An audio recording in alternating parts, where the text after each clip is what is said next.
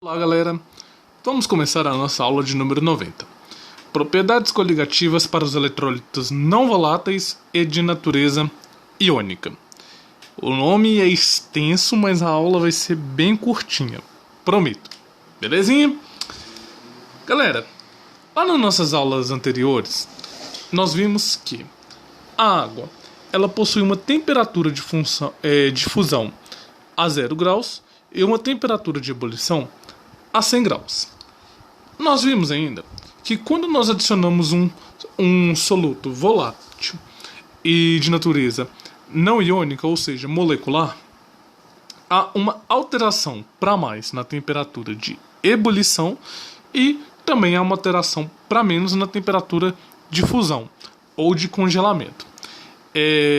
Nós já aprendemos sobre esses efeitos e nós também vimos quantos que pode ser essa variação pelas leis de Hult, beleza? Nós vimos tudo isso um pouquinho lá atrás. E nós concluímos, através desse estudo, que essa variação das temperaturas de ebulições e das temperaturas de fusões depende unicamente do que? Da quantidade de matérias que nós estamos trabalhando.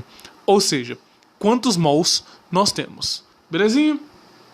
Só que o que aconteceria com essa temperatura de fusão e com essa temperatura de ebulição se a essa solução, né, fosse adicionado um eletrólito iônico? O que vocês acham que aconteceria?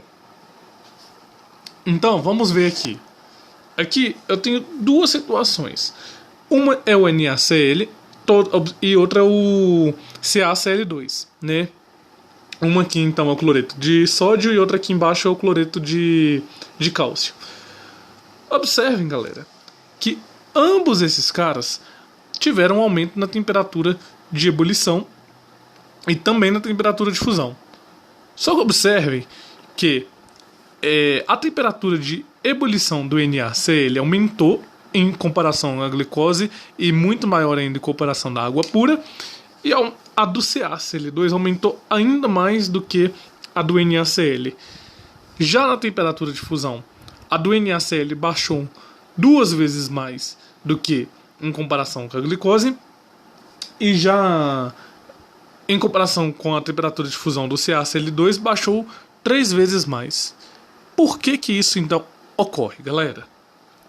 Então, vamos ver aqui uma comparaçãozinha das quantidades de matéria. A glicose, quando ela está no estado sólido e nós adicionamos ela em água, por ela ser molecular, ela não vai ter a liberação de partículas, ela não vai liberar cargas. Então, a quantidade de matéria que eu tenho deste lado deverá ser a mesma quantidade de matéria que eu tenho deste lado. Belezinha? Então, a glicose no estado sólido, concentração de 1 mol, aqui também 1 mol. Já os dois materiais iônicos, observem bem o que acontece. O NaCl, 1 mol, quando ele dissocia, ele se dissocia em 1 mol de Na+, e 1 mol de Cl-. Então, observem que aqui, após a dissociação, eu tenho um total de 2 mols. 2 mols de íons. Belezinha? E a mesma coisa. Quando eu dissocio CaCl2, dissocia em 1 mol de Ca2+, e 2 mols de Cl-. Então, aqui no final, eu tenho a dissociação de 3 mols de íons.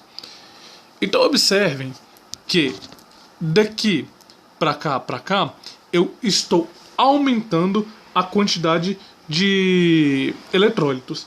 Então, em resumo, nós poderíamos falar que quando nós adicionamos um material de natureza iônica e não volátil, né, as temperaturas de fusão e ebulição, elas terão uma variação para aumentar para mais ou diminuir para menos, né? No caso, aumentar para mais para as temperaturas de ebulição e diminuir para menos, né?